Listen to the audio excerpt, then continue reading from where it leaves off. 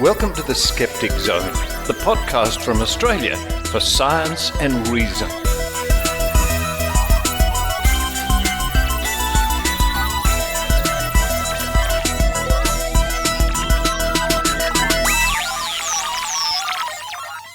It's the Skeptic Zone podcast, episode number 851 for the 26th of January 2025. Richard Saunders coming to you from Sydney, Australia. Seems a bit overcast outside the window. Makes a nice change from the recent weeks of high humidity and high heat we've been having. Might be a nice afternoon for a bit of a barbecue. Coming up on this week's show, what you wouldn't expect to find at a skeptical barbecue are aliens. Well, we can invite them. They never seem to arrive. They maybe don't get the invitation. We look once again to the stars, to the heavens, to the planets above. 3 stories of interest. 1, the planetary alignment, all very interesting. The second story is yet another whistleblower controlling UFOs this time, or the claim is somebody at least is controlling UFOs or UAPs using telepathy. That's a pretty big claim. And also we're going to look at the fact that the Channel 7 network here in Australia has somehow lost interest in astrology. Is it all written in the stars? I wonder. Find out about more of these stories coming up at the top of the show. Following that, it's part 2 of Adrienne's investigation into the modern mystery school. You might remember she covered this last week in part 1. Adrienne continues her conversation with Faith Newsome and Ramiro Rodriguez about the mystique of the modern mystery school. Can things become more unbelievable than was discussed in part 1? Be sure to listen and find out. They probably can become a bit more crazy, I think. We look at something of interest to skeptics and, well, certain religious people. That's reincarnation. Have we all been here before? Maybe in a past life I did another podcast. No, podcasts haven't been around that long. Maybe in the early part of last century I was a radio announcer. Who knows? Was I? Maybe I was an ancient Egyptian radio announcer. Yeah, with the help of the aliens, of course. What have Australian newspapers had to say on the topic of reincarnation? Find out in the Trove segment. Now, you don't have to be reincarnated or you don't have to be from an alien spaceship to enjoy Planet Maynard. Maynard.com.au. Our longtime reporter has a couple of new podcasts out himself. One is Australia's Coldest 100, as opposed to Australia's Hottest 100, which is popular music of the day. This is the podcast that looks at, well, maybe not so popular music of the day. Coldest 100. But also, if you go to maynard.com.au, you can listen to Maynard's coverage of the Triple J radio network's 50th birthday, because Maynard, of course, was a huge part of Triple J for many years as the breakfast announcer. And for all fans of Triple J, head straight to maynard.com.au, including Rusty Nails and Dr. Karl Kruszelnicki. And well, while you're there, scroll down the page 1 story more and you can see the 2025 Maynard calendar, free to download. Yes, once again, spend every month of the year with Maynard. I particularly like February's picture for the month of February here. A very rare photograph of Maynard entertaining people in Berlin. You'll find out more when you have a look at that calendar. Well, that's enough from me at the moment. It's time for me to run downstairs and make sure I've got a few drinks in the fridge for the visiting aliens who might just come to the barbecue. While I do that, I hope you enjoy the Skeptic Zone.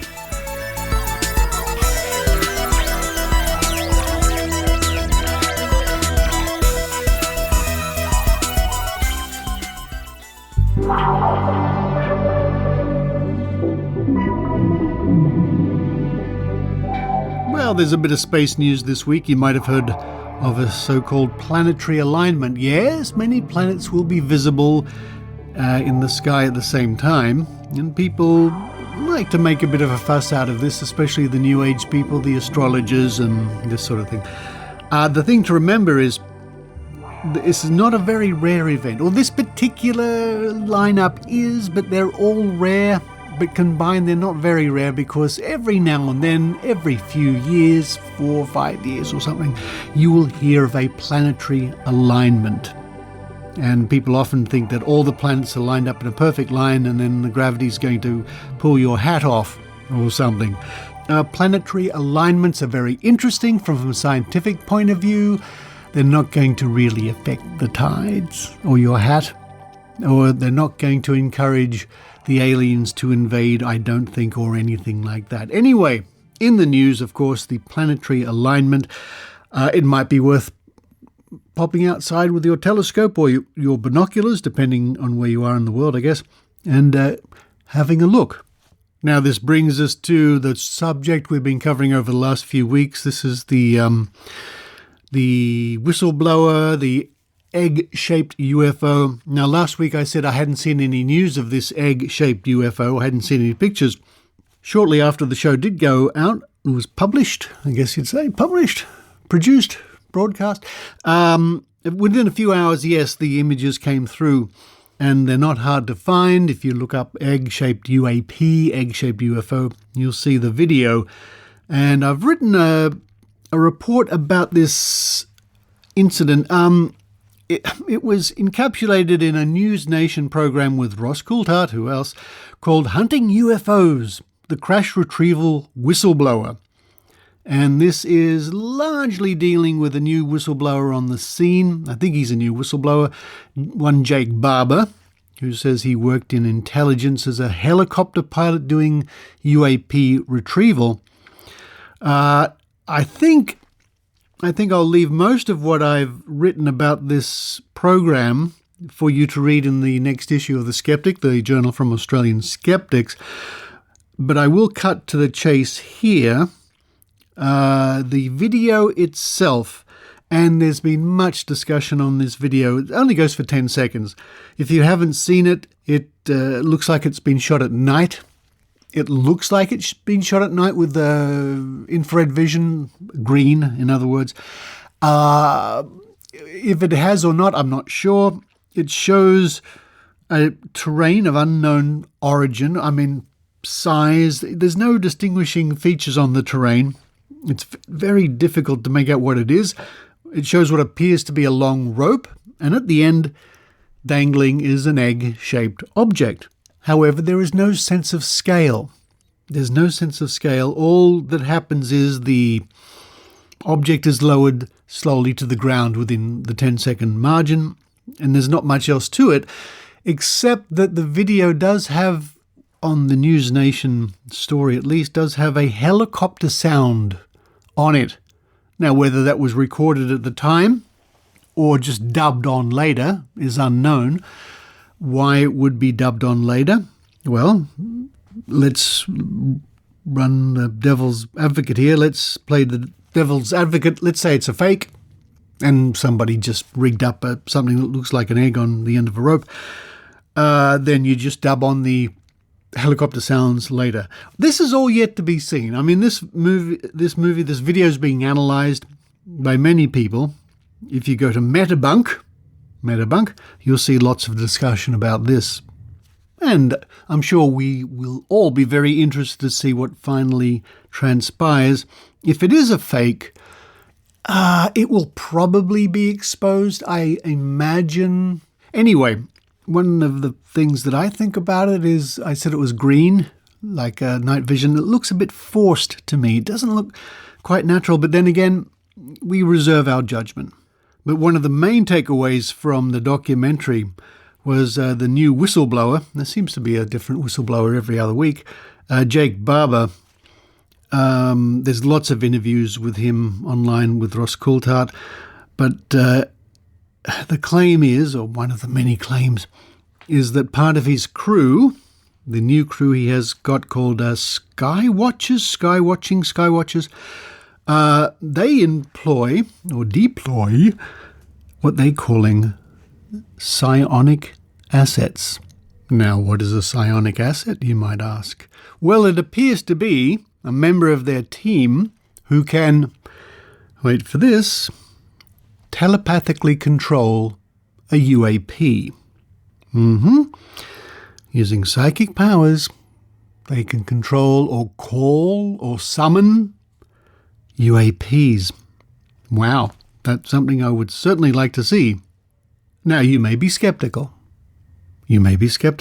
Somebody who doesn't appear to be at the least bit skeptical was Ross Coulthart when he was being told all this and much more.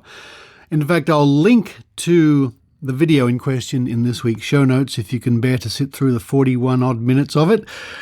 Good luck.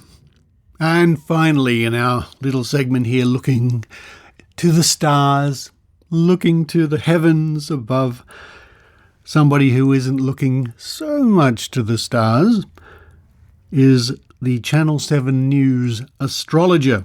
And I quote here from news.com.au in a piece by Annette Sharp, published on the 23rd of January this year.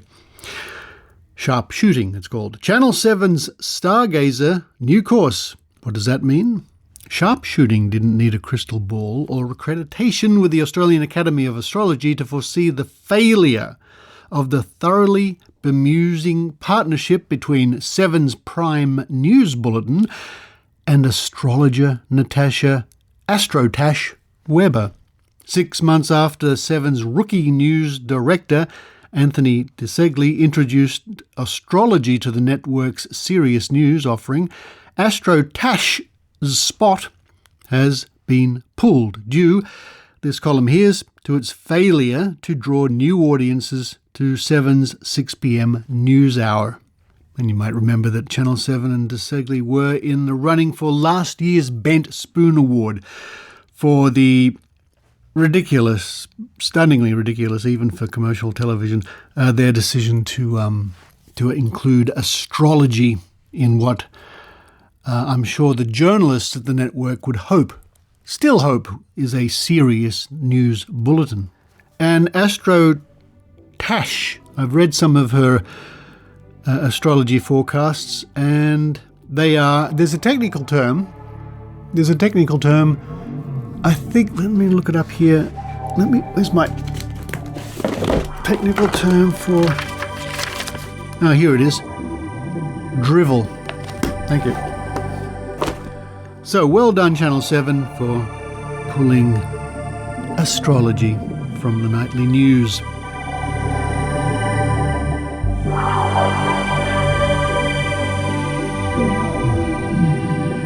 Wraps up our look into the heavens, to the stars, to the UFOs and the UAPs this week. But the story will never really go away.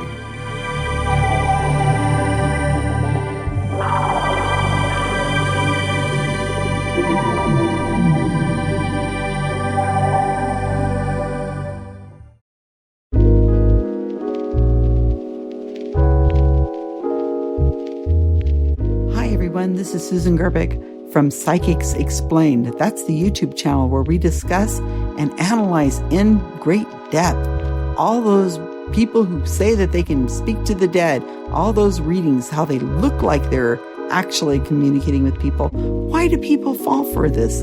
There's a reason. It's much more complicated than you would think. Come to my channel, watch our videos. We would love to have you become part of our conversation.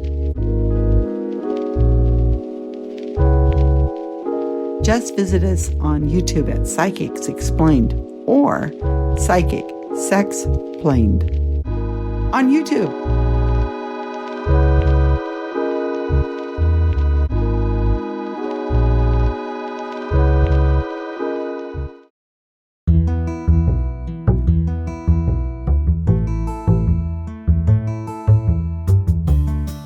You can count on Adrienne with Adrienne Hill. Hello everyone, this is Adrienne Hill from Skepicamp Studios in Calgary, Canada. And today we are going to continue our discussion with Faith and Ramiro about the modern mystery school, which is not what you might think it is. It is not a school that attempts to resolve unsolved mysteries. In the last episode, we discovered that the MMS is a New Age multi-level marketing group that uses the law of attraction, crystals, and tarot cards. Let's continue this deep dive with Faith and Ramiro.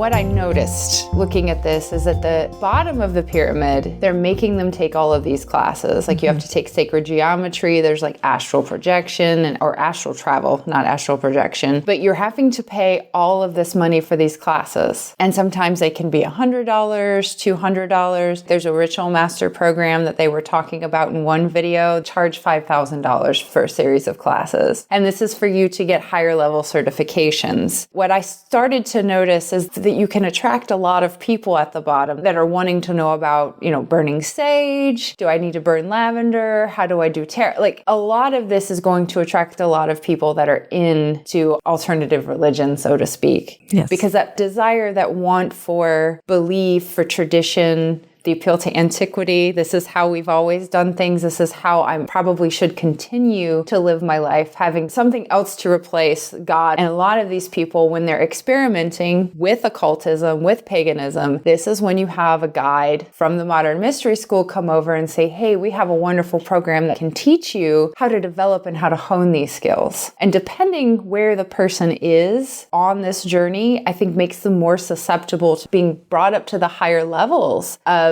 this group. And pay a lot of money. And then once you get to that point, I think once you get past like Ritual Master 1 or Healer 1, that's when the cult tactics come into play. You have to keep paying fees to keep getting recertified.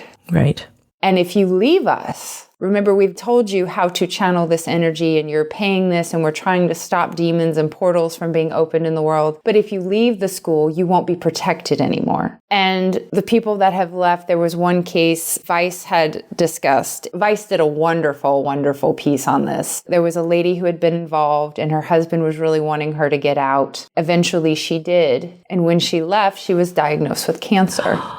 Oh, no. And she attributed me getting cancer to me leaving the Modern Mystery School. And instead of staying out and continuing to get treatment, she rejoined. It ended up not getting regular chemotherapy and other treatment protocols just by going back. And she eventually died. She did eventually die. And one of their teachings that they tell you, and this is available on YouTube if you go to the Modern Mystery School's website or go to their YouTube page, Dave Lanyon, he's not the founder, but he's one of the original members. He's one of the 3 head leaders of this group. He talks about how they discourage the use of medication just because the body should heal itself. You should be able to exercise, get enough sleep, generate enough positive energy and positive thinking to decrease your own stress, to not need to take things like high blood pressure medication. And somebody who is thinking about, oh yeah, I don't want to take medication, I want to live a healthier lifestyle, that when everything's looked at together, that's when it can seem to be very abusive, to be very controlling. And when I use the term abusive, I am talking about it being a form of control. Right. That you are being told that if you take medication, that is a bad thing, that you're violating that sacred energy that's within you, that you should be sharing to save the world. Yeah. And for something like blood pressure, you don't necessarily feel the symptoms. Right. So you might actually be feeling better because you like the group you're with and they're empowering you and congratulating you on giving up the medication and not recognizing that there's actual harm happening and that high blood pressure can be a ticking time bomb for these people. So it's,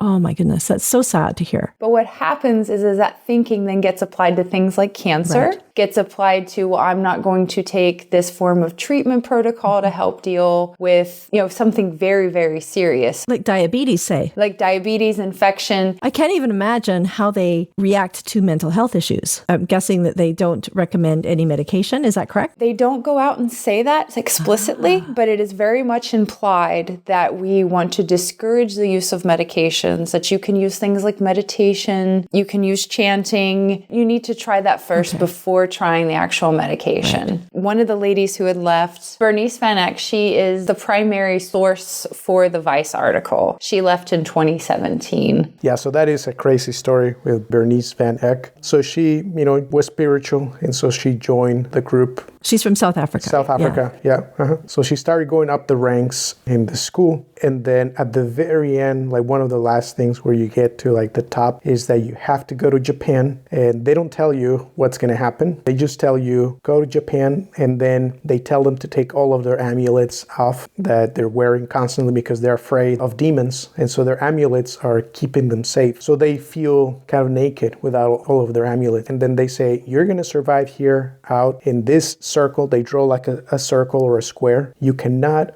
leave the square for 2 days. You just have a bottle of water, no food, no blankets or anything. They stay there. She says that after some time she started hallucinating. It's dark, it's cold, you hear a little noise out there and you get scared. You think that it might be a demon or something like that. And I wondered when I read the article if there's some hypothermia setting in too. Hypothermia, they also had not slept for several days. I believe 3 days they were awake. Some people just can't handle it. They leave, and they tell you that if you leave that area, then you cannot go on to the next rank and you don't get your money back. You have to try again to see if you can pass this challenge. So after that, it ends. They think that they're going to go back into a hotel and drink something warm and start eating food. But then they take them to this area where they have dug like really deep graves. So creepy. And then they put them down in the grave. They cover them with a plastic sheet and they tell them, hold your breath, because essentially we're going to pour dirt on you. They just start shoveling dirt on top of them. It's like a horror film. Exactly, yeah. To simulate being buried alive. They don't know when they're going to be taken out. Are they really going to bury me? All of a sudden, they pull the plastic sheet off with all the dirt on top of you, and the leader is there extending a hand to you. You've passed, like you made it through. You're one of the top recruits now. And that's one of the more extreme things they make them do. She had talked about another instance where she had to draw pentagrams over and over and over for 8 hours and being shouted at that if you don't do this, people will die. That is horrific. Because you're being told that I have to activate all of this life energy inside of me to protect these bad things from happening. And when we say demons opening up portals, really what they're telling them is the instant, like the tsunami that caused the nuclear meltdown in Fukushima, they were being told that this is caused by a demon. So if something horrific and tragic happens like that, you're being told that you did not do enough to project all of this positive life force energy out of you to protect other people. It's blame on steroids. And then it gets worse. It gets worse. Okay, carry on. This lady, now she's, at this top level. Yes. One of the leaders, because there's 3 male leaders at the top. Oh, of course, male. Yeah. 12 females below them. Each woman is leader of a different region of the world. So one of the male leaders starts taking an interest in her and sort of flirting with her. One of the female leaders tells her that she has been chosen by him. They always sort of tell you that in order to move on to the next level, you have to be chosen. It's not if you want to go on, you just have to pay. You have to be chosen. So she's chosen by the leader. And it's sort of implied, I think, that to be intimate. To make a long story short, eventually she gets taken to this hotel, into his room. They have sex, and she's told that they have to have sex in order to basically unite the energies of like Toronto and South Africa. Oh my. Because if they don't unite these energies, thousands of people in South Africa could die. It's so manipulative. Yeah, so just by them having sex, they have saved all of these souls. Wow. And there's other instances of that where they're told you should have sex with them to heal them. And I have seen other people that are involved in the modern mystery school where they have come out against stating, we're not a sex cult. And how dare you question women that were PhD educated individuals. One lady I was reading holds a PhD in physics. Right. They have doctorate titles, and they're saying, you're saying we're stupid enough to be sexually exploited. And that is their defense on why this actually is not happening. Abuse can happen to anybody. Doesn't matter if you have a PhD. Can happen to anyone. And a lot of these people at the higher ups, they've invested tens to hundreds of thousands of dollars in these classes. So it's a sunk cost thing even going on. It's a sunk cost. Yeah. You have to pay annually to keep your certification. And I'm not sure what the fee is or if there's different levels of fees, but one of the other things you're required to do, and this is what Van Eck had gotten reprimanded for at one point was she was told she hadn't brought enough initiates in. She hadn't brought enough new people. And for her, she got involved in this to develop her skills and abilities. She didn't want to recruit people. But in order for the school to stay viable, you have to recruit more and more people. Increase the pyramid. Increase the pyramid. You have to keep that cult and that manipulation at the higher levels. You can't bring it in at the new initiates because they haven't invested enough financially. They haven't invested enough emotionally where you have to employ those tactics. Really, when looking at Gundi's experience, this was started out as a way of how can I make money? How can I have a viable business? And it just happened to be, I learned about Amway and I've married a psychic. And he married those two things together.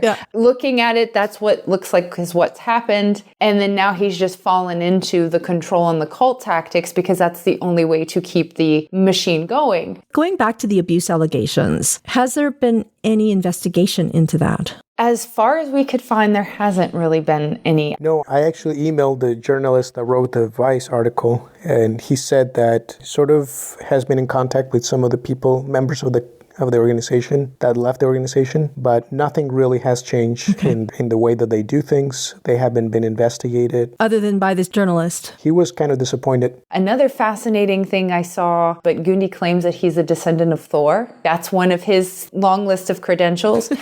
And it's widespread because based on their website anyway, it says there are 55 countries involved. We actually found that there are 2 local life activation coaches here within about an hour away from us. Yeah, where are you? We're in Raleigh, North Carolina. They share the same office space. Their websites use the same platform and use the same web service and has some prices of what you can pay for things. And they show you about crystal healing, if you want a psychic reading, tarot reading, those kinds of things. And the other thing, the Canadian connection, is one of the 2 headquarters. There's one in Japan, but the other's in Toronto, Canada. How did that come about? Do you know? One of the 3 leaders, Dave Lanyon, joined early on, is from Toronto. Oh, there we go. So when Gundi was leaving Utah, so he was going to go to Japan and move the headquarters there to Japan. Dave Lanyon convinced him to move the headquarters to Toronto. Hideto Rei Nakagome is the third guy. He's Japanese and he is in charge of growing the organization in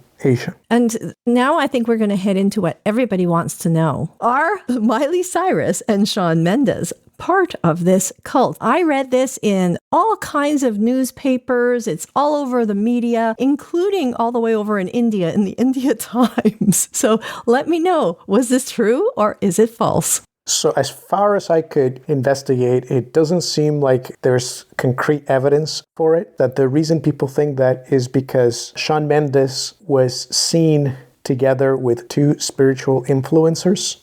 And these 2 spiritual influencers spoke the same words that the Modern Mystery School says, like phrases that are similar to the Modern Mystery School. Okay, so they weren't actually connected. Exactly. There's no concrete evidence that these 2 spiritual influencers are members of the Modern Mystery School. Interesting. But they say things like, know thyself, which is a phrase that the Mystery School uses. That's very common. I was going to say, that's not exactly unique. They also have, I think, something called the Modern Mystery School for Women, which is different than the Modern Mystery School. So these similarities led people to think that he was a member of the organization. But as far as I can tell, there's no evidence that he is. And what about Miley Cyrus? Same thing. Same thing. Okay. It was the same thing. And I would think that if they had people like Shawn Mendes and Miley Cyrus, they would have plastered that and used that information to bring as many people in as possible. Exactly. And I think that was one of the reasons they didn't come out and say anything against it, is because it was free advertising for them. Yeah, for sure. One of the things that got me with Gunderson was that he owns a Maserati and shows himself posing with it. It's on his social media. It's on videos. Those cars cost as much as what some of what your students have paid and mortgaged their own homes, taken loans out to be able to give enough money for this. And here you are driving around in a Maserati and not really caring about what has happened to some of these people. It seems very much like the gospel of prosperity with a pagan twist. They do tell the students that they have to spend money in the classes, but it will come back. Like they will see the rewards later. One of the phrases I think Lanyon talks about when they ask about the money aspect is it's an energy transfer. And like the transfer of money, the transaction of money is considered a form of energy transfer. I had a very hard time like figuring out what is it that you teach. Very general words, right? It's very general words. It's talking out of both sides of your mouth. But they speak with such conviction, and it sounds profound. It sounds very profound. They're very charismatic. Yes. They're very confident. And that's also another thing that Vanek was talking about is you create a warrior name and you actually buy weapons for your warrior that goes into battle for you spiritually. Yeah, so that's another revenue stream. They only accept you to buy equipment from them. So you have to buy candles, amulets, potions. Tarot cards too? Tarot cards, yes. All the material has to come from them. And they buy it very cheap online. And then they can just slap their logo on it. Right. And raise the prices enormously. A set of candles went for like $400, for example. What? So. $400. And how they justify it is that we have to acquire this, but we also have to do something to it to transform it, to get rid of the negative energy, to make it acceptable for you to use in these rituals. Well, this has really been a fascinating talk. But Faith and Ramiro, thank you so much for doing so much work and research and taking the time to record with me. Thank you. It's been fun. Fun going down the rabbit hole. How can we find you if people want to contact you? You can find us at triskept.org, the home of the Triangle Skeptics. Until next time, this is Adrienne Hill from Skookum Studios.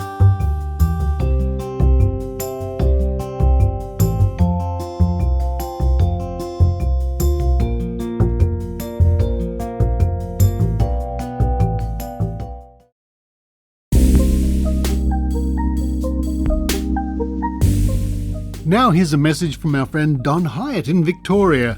And Don reminds us that Australia's longest-running Skepicamp is back for 2025. Held at beautiful Aries Inlet. Oh, I was there some years ago for the Skepicamp. Beautiful, beautiful location. On the spectacular Ocean Road, and that's only about an hour and 45 minutes or so from Melbourne, so not too far. Skepicamp invites skeptics to spend a day mingling, sharing, and reflecting on all matters skeptical. Topics covered in the past include UFOs with me and Brian Dunning. In fact, we beamed in to Skepicamp from Oregon when I was visiting Brian Dunning in Bend in Oregon, and we did a live session there and took questions via the internet. It was great fun. Other topics include anti-vaxxers after COVID, going solar, fake martial arts, and catching academic cheats, plus lots more. And I even spoke there in person a few years back, and that was a wonderful time. We did the test of the wine card with my friend Steve Roberts, and I did the test with the wine card, helped ably by a certain skeptical fairy.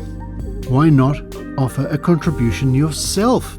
The format of short 20-minute presentations is designed to give skeptics the opportunity to make a contribution to the day. You don't need to be an expert, so why not share your thoughts on the skeptical topic of particular interest to you? Homeopathy, water dowsing, Reiki, logical fallacies, fake maple syrup? The list is endless. So here's the important information. Skepticamp 2025 will take place on Saturday the 15th of March, put that in your diaries, from 10:30 a.m. to 4:30 p.m.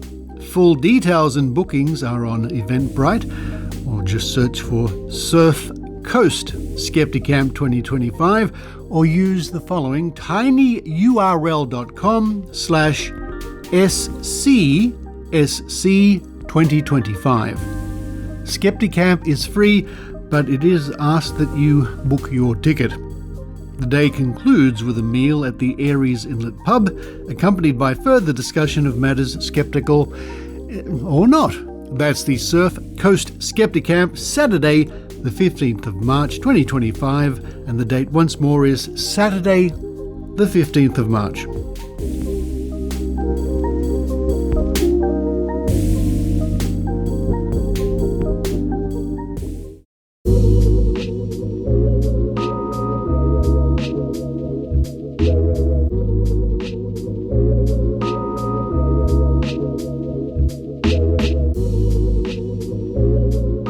time once again to go back to those archives, you know where. Oh yes, at Trove, at trove.nla.gov.au, Australia's resource, Australia's trove, treasure trove of newspapers digitised so you can read them, peruse them and learn from them. And we have learnt so much over the years we've been doing the Trove segment on all sorts of issues.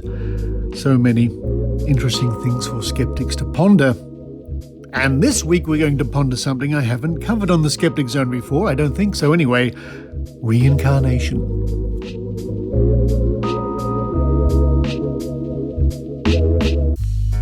Ah yes, have we been here before? In a past life? Will we have lives in the future? So according to a wiki, reincarnation, also known as rebirth or transmigration, is the philosophical or religious concept that the non-physical essence of a living being begins a new lifespan in a different physical form or body after biological death. In most beliefs involving reincarnation, the soul of a human being is immortal and does not disperse after the physical body has perished. Upon death, the soul merely becomes transmigrated into a newborn baby or into an animal to continue its immortality. Imagine coming back as a worm. Reincarnation is a central tenet of Indian religions such as Hinduism, Buddhism, Jainism and Sikhism. And of course, as Wiki does, it goes on and on and on and on and on about the subject. And of course, mostly it's covering various religions. And it also covers the topic of past life regression. You'll find various psychics or therapists or whatever, spiritualists, saying that the problems that you have in your life today, possibly medical problems or psychological problems, stem from trauma experienced in a past life. And some people will hypnotize you. It's called past life regression. And it says here, past life regression has been critiqued for being unethical on the grounds that it lacks any evidence to support its claims and that it increases one's susceptibility to false memories. Nevertheless, you will find plenty of people who claim that they can take you back to a past life. Needless to say, the evidence for this being a reality is sketchy, crummy, and there's no good reason to think that reincarnation is an actual thing. But of course, it's the old standard thing of people claiming to be somebody of significance in a past life. They were Napoleon or Julius Caesar or this king or that emperor or this great person, maybe Cleopatra or some priestess. Nobody seems to be an ancient Egyptian garbage collector or anything like that. Nevertheless, let's go back through the decades to see what was written in various Australian newspapers on the subject of reincarnation.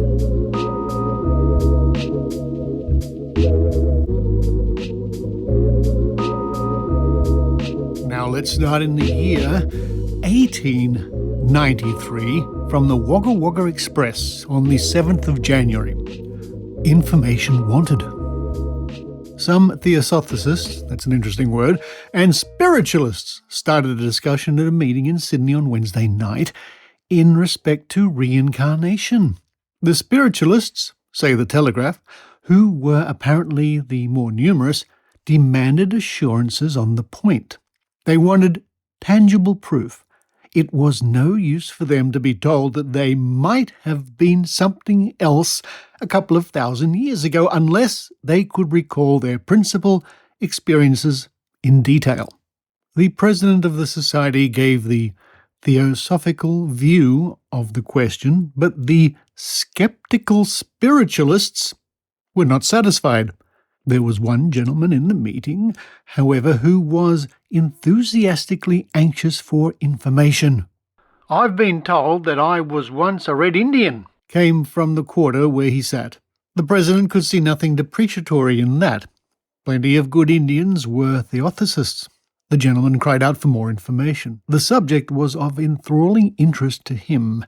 He must either have the information or leave. There is a little book by Anis Besset, said the secretary, which will give you the fullest particulars. Well, if you think you could trust me with the loan of it, I should be delighted, answered the yearner for fresh theosophical light, holding out his hand. The price is 1 shilling, replied the secretary.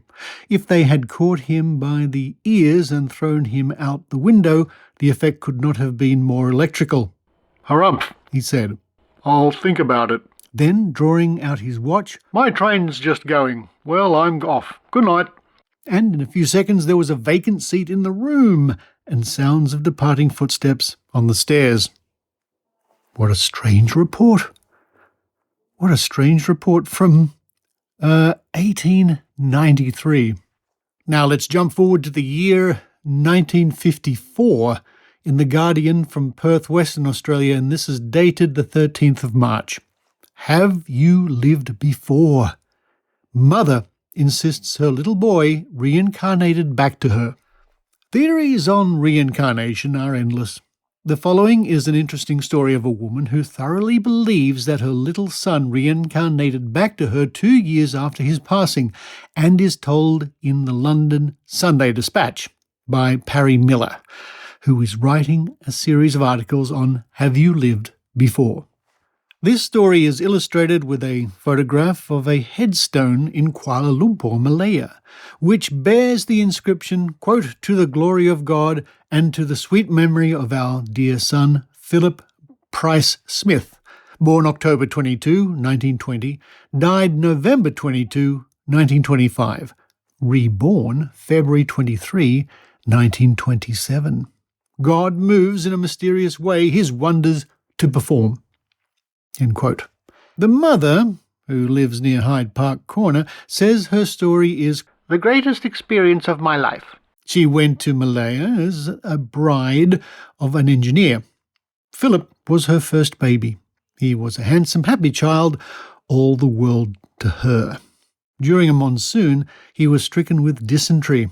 After an 8 days illness, he died, a month to the day after his 5th birthday. Crazed with grief. I was crazed with grief, says the mother. Always a devout God-fearing woman, she could not understand why a loving God should take her only child. After the funeral, her husband sent her on a cruise to Burma. She spent most of the time in the ship on her knees in her cabin or weeping uncontrollably on her bunk.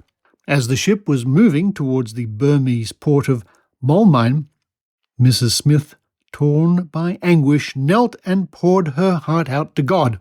In the grip of a strange impulse, she felt it imperative to talk to a certain Burmese on board, though she did not know him and had never spoken to him. The impulse had to be obeyed, though she had not known him and had never spoken to him. The impulse had to be obeyed. Burmese belief. Even without waiting to dress, she threw a kimono around her and dashed out. On deck she saw the Burmese standing beside the rail, gazing across the water towards where she saw a pagoda gleaming in the sun. It was difficult to start a conversation. She felt tongue-tied. Finally, her gaze fixed on the pagoda, she asked the Burmese its name. When he told her, she boldly inquired, "In your religion, what do you believe happens to a child after it dies?" He replied that it was born again. Peace restored. Mrs. Smith then seemed to understand everything. She felt that she had been directed to this Burmese who had been led to give her the message she had sought in prayer. Now she was at peace, and she knew that all was going to be well and that her lost boy would be returned to her. Her friends were skeptical when she related this experience, and their doubts aroused despair. Then she dreamt of her boy, who, with his arms around her neck, said, "I am coming back to you, Mummy." Next, she found something that she regarded as a further sign. It was a picture book that had belonged to her son when he was too young to write words and could only print letters. Running through the book, she found he had printed with a pencil the word pagoda. She was astonished, and could not understand how he had come across the word, but took it as a further sign of the strange things that were happening. Then, in a dream, in March 1926, some 14 weeks after Philip's passing, he said he was coming back 2 months after Christmas, Mummy. It was nearly 12 months later, in February 1927, that it happened. She said, Philip was born to me again. She added, if I was to believe that my Philip is not the reincarnation of the Philip that died, I could not believe in God. Philip, now 26, educated at a famous English public school, is now an engineer working in Australia. And I guess we can spare, if this story is true, of course, we can spare some sympathy for that mother all those years ago being racked with grief and looking for answers. Now let's look in the pages of the Advertiser from Adelaide from the 19th of February 1938. Supernormal phenomena. The superphysical, a review of evidence for continued existence, reincarnation, and mystical states of consciousness, by Arthur W. Osborne, Ivor Nicholson and Watson, London. And I wonder if that book still exists in one form or another.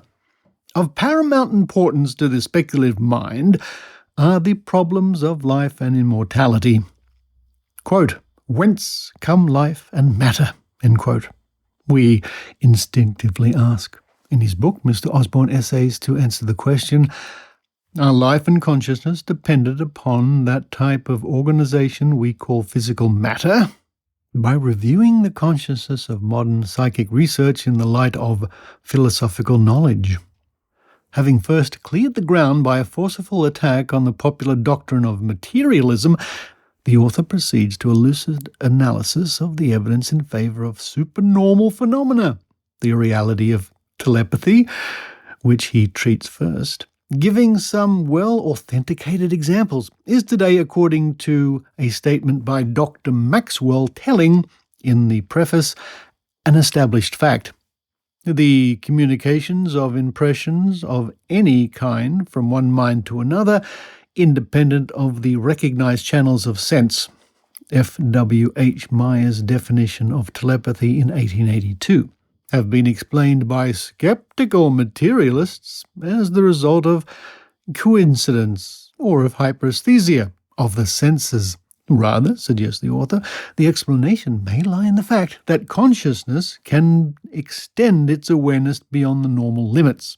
The 1,001 instances of telepathy among ordinary people in everyday life, he adds, indicate it to be a normal factor in human intercourse. Mr. Osborne also deals, interestingly, with prevision, phantoms, and reincarnation. Less convincing is the chapter on the phenomena of materialization and telekinesis, though some of the evidence for the latter, such as supplied by the Viennese medium Rudi Schneider, is hard to explain away. In his provocative treatment of the philosophical aspects of reincarnation, Mr. Osborne points the way to a new belief in the ultimate value of life and the, quote, possibility of our achieving a state of illuminated consciousness in which our minds are serene, yet creatively powerful, and our whole nature becomes unified with a wider whole, end quote. Now, this predates Deepak Chopra. I like that sentence. I might use that in the future. We read on.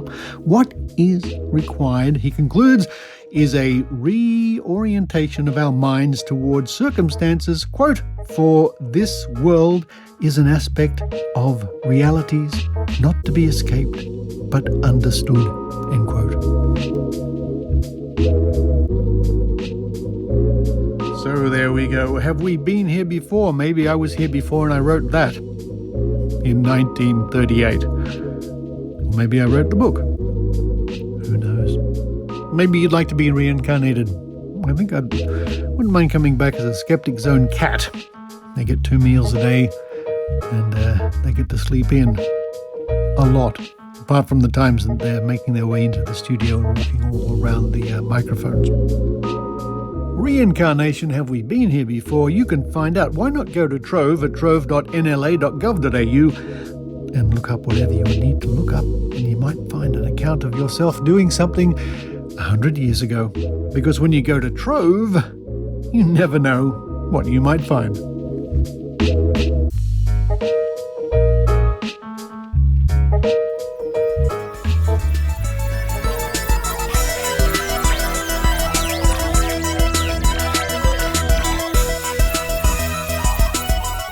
Thank you for listening to the Skeptic Zone podcast, and thank you again to all those lovely people, those people who contribute to the show with PayPal or Patreon, and you can do that yourself if you would be so kind. Go to skepticzone.tv and click the link, you can't miss it, for PayPal or Patreon. Even if it's $5 a month, you know, it really helps because collectively it means I can cover, at least most of the bills and the ongoing costs associated with the Skeptic Zone. And you get to listen to episodes, hopefully, until at least the year 10,000. No, wait a minute, at least show 1,000. Something like that. Anyway, hopefully for some time to come. A big shout out to my teacher friends out there who are coming to the end of their annual big vacation over summer and heading back to the classroom. And as I've said many times before, teachers are completely and utterly underrated and undervalued. What they do is essential. A good teacher is priceless. They all should get a pay rise immediately, and they all should have better working conditions. But that's just my thoughts on the matter. If you know a teacher, I think you should be very kind to them. They do fantastic jobs under sometimes very trying circumstances. Coming up on next week's show, we might look even more into the fallout, if anybody really is interested, into the revelation that aliens are being controlled or craft are being controlled by telepathy. Who knew? Wow, who knew? And also, even this morning, as I was bleary-eyed scrolling through news items, I've come across yet another brand new whistleblower.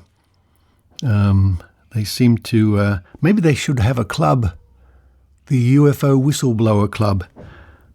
I wonder what drink they would have. What, maybe we should have a cocktail. There's an idea. We should invent a new cocktail for UFO whistleblowers. Boggles the mind. And in the Trove segment next week, I don't know. I wonder what we should look at in Trove. We've covered so many topics of interest to skeptics in the Trove segment. I don't think we could ever possibly run out because there are millions of newspaper reports that we can reference. I will give it some thought. Some thought? Something to do with thought reading? Mind reading? Telepathy? Maybe something like that.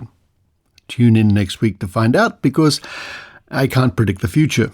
Maybe we can do predicting the future. Predicting the future with aliens. And finally, to those people who listen to the Skeptic Zone at 1.5 speed or double speed, thank you for listening.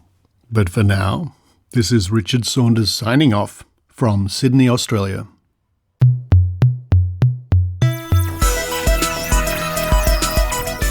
You've been listening to the Skeptic Zone podcast. Please visit our website at www.skepticzone.tv for episodes and show notes with links going back to 2008. You can follow the Skeptic Zone on Facebook, X, TikTok and YouTube by clicking the links at our homepage, together with links to support the show financially via Patreon or PayPal. The Skeptic Zone is an independent production. The views and opinions expressed by our guests are not necessarily those of the Skeptic Zone podcast or any other skeptical organisation.